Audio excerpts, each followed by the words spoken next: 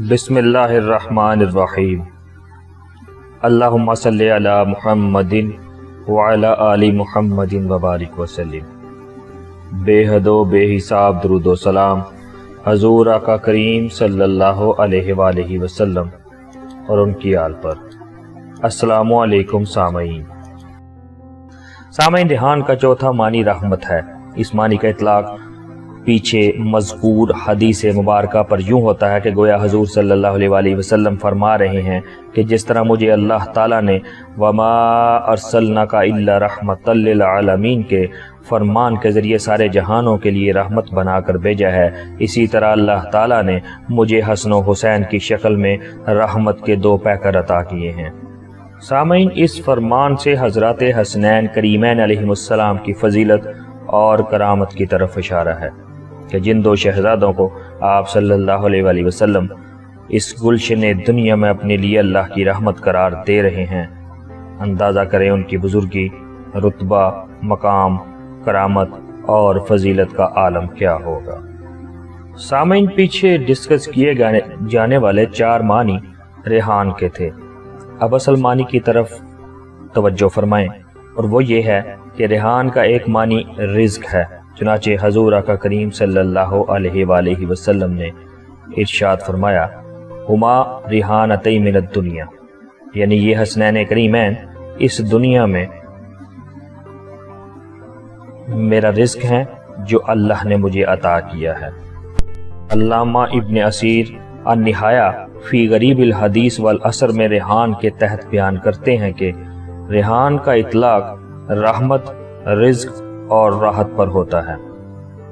सामईन, औलाद पर रेहान का इतलाक होने का सबब बयान करते हुए अल्लामा इब्न असीर कहते हैं, औलाद को रेहान कहने की वजह ही ये है कि वो माँ बाप का रिज़्क होते हैं। लिसानुल अरब और दीगर लुगत की किताबें उठाएं तो रिज़्क की तारीफ ही ये है कि रिज़्क उस शय को कहते हैं जिससे नफ़ा और फ़ायदा पहुँचे।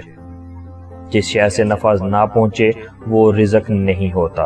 औलाद को रेहान कहने का सबब यह है कि औलाद माँ बाप का रिज़्क होती है, उनके काम आती है, उनका सहारा बनती है और उनसे माँ बाप को नफ़ा पहुँचता है। इमाम अबू अब्दुल्ला बिन अबी नसर अल अज़दी तफसीर गरीब माफ़ी सहीहैन अल बुखारी और मुस्लिम में बयान करते हैं कि रेहान का मतलब रिज़्क होता है, और औलाद को भी रेहान इसी वजह से कहते हैं कि वो रिज़्क है जिससे वालिदैन को नफ़ा पहुँचता है। सामईन, अल्लामा ज़मख़शरी गरीबुल हदीस पर अपनी किताब अल फाइक में लिखते हैं कि अल्लाह की तरफ से जो रेहान है वो दिए हुए रिज़्क को कहते हैं। अलगर्ज़ दीगर आइम्मा जिन्होंने गराइबुल हदीस पर किताबें लिखी, उन्होंने रेहान का मानी रिज़्क लिखा है।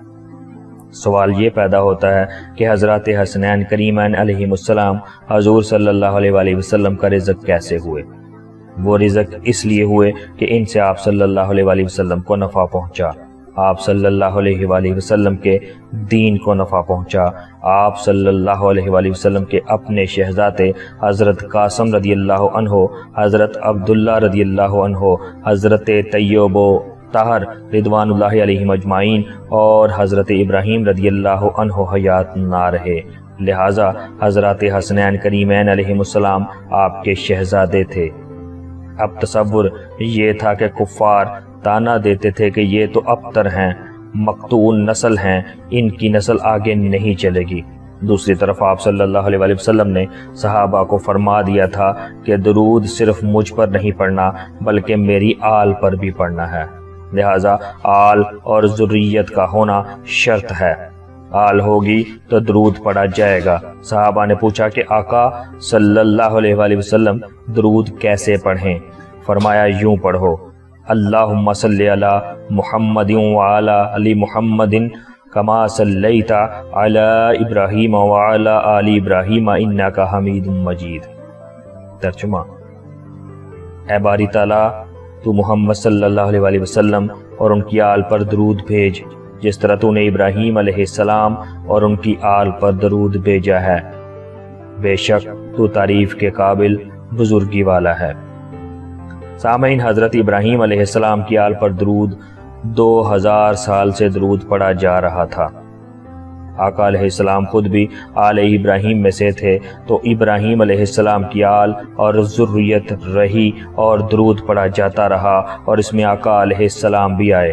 اگر آقا علیہ السلام کی آل اور ذریت اور نسل بھی نہ بچے تو اس پر درود کیسے پڑھا جائے؟ فرمایا، حسن و حسین میرا رزق ہیں، یہ رہیں گے اور ان کی وجہ سے میری آل، نسل اور ذریت چلے گی، اور قیامت تک حسنی و حسینی سادات چلیں گے اور میری آل پہ درود رہے گا۔ قیامت سے پہلے آخری زمانے میں بھی میری ہی آل میں سے امام محمد مہدی آئیں گے جو اسلام کو دوبارہ عظمت عطا کریں گے۔ سامعین، حضور صلی اللہ علیہ وآلہ وسلم نے ارشاد فرمایا، حسن و حسین جنتی جوانوں کے سردار ہیں۔ اس حدیث مبارکہ کی روح سے یہ ثابت ہو گیا کہ جب حضرات حسنین کریمین علیہم السلام جنت کے تمام جوانوں کے سردار ہیں تو جتنے جوان ہیں وہ ان کے لشکر میں ہوں گے۔ گویا جنت میں صرف وہی جا سکتے ہیں جو ان کے تابعی ہوں گے۔ یہ امر بھی ذہن نشین رہے کہ اگر کوئی یہ کہہ دے کہ میں تو بوڑھا ہوں، حضرات حسنین کریمین علیہم السلام جنت میں میرے سردار کیسے ہوں گے، تو سن لیں کہ جنت میں ہر بوڑھا بھی جوان ہو کر داخل ہوگا۔ گویا جنت میں ہر شخص جوان ہوگا۔ معلوم ہوا جنت کے تمام مرد حضرات کے سردار حضرات حسنین کریمین علیہم السلام ہوں گے۔ گویا جنت کی سرداری حضور صلی اللہ علیہ وآلہ وسلم نے حضرات حسنین کریمین علیہم السلام کو عطا کر دی۔ پھر فرمایا، فاطمہ جنت کی عورتوں کی سردار ہوں گی۔ سامعین، اب آپ دونوں حدیثوں کو جوڑیں تو جنت کا نقشہ سامنے آ جائے گا۔ پتہ چل جائے گا کہ عقیدہ و مسلک کیا رکھنا چاہیے۔ وہ ملا جو حضرت سیدہ فاطمہ سلام اللہ علیہا اور حضرات حسنین کریمین علیہم السلام کی محبت سے دور کر رہے ہیں، وہ خود تعین کر لیں ان کا ٹھکانہ کہاں ہوگا۔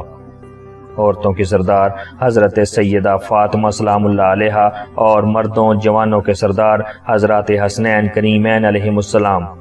آپ بولیے کہ حضرت سیدہ فاطمہ سلام اللہ علیہا اور حضرت حسنین کریمین علیہم السلام سے محبت نہ کرنے والوں یا ان سے بغض رکھنے والوں یا دل میں تھوڑا سا بھی ان کے بارے میں مروڑ رکھنے والوں کی جرت کیسی ہوگی کہ جنت کے دروازے کا منہ دیکھ سکیں؟ ان کو تو اٹھا کر جہنم میں پھینکا جائے گا۔ حکم ہوگا کہ ان لعینوں، خارجیوں، ناسبیوں، اہل بیت سے بغض رکھنے والوں اور اہل بیت سے محبت کرنے کو تشیع شیعیت کہنے والوں کو اٹھا کر جہنم میں پھینک دو۔ سامعین، حضور صلی اللہ علیہ وآلہ وسلم تو تمام جہانوں کے سردار ہیں، آخرت کے بھی سردار اور دنیا میں بھی سردار، کل عالمین کے سردار، زمین سے لے کر عرش تک ہر شے کے سردار آپ صلی اللہ علیہ وآلہ وسلم ہیں۔ گویا جنت کی سرداری 3 ہستیوں کو عطا کر دی گئی ہے۔ مجموعی طور پر تمام سرداری حضور صلی اللہ علیہ وآلہ وسلم کے پاس ہے۔ عورتوں کی سرداری حضرت سیدہ فاطمہ سلام اللہ علیہ کے پاس ہے۔ جوانوں کی سرداری امام حسن علیہ السلام اور امام حسین علیہ السلام کے پاس ہے۔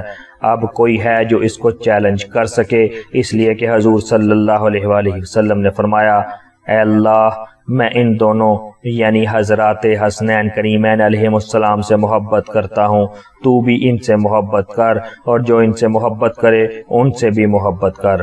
سامعین، حضور صلی اللہ علیہ وآلہ وسلم نے یہ شرط بھی عائد کر دی ہے کہ اللہ تعالیٰ بھی صرف ان سے محبت کرے گا جو حضرات حسنین کریمین علیہم السلام سے محبت کریں گے۔ جن کے دلوں میں ان کی محبت نہیں، اللہ بھی ان سے محبت نہیں کرے گا۔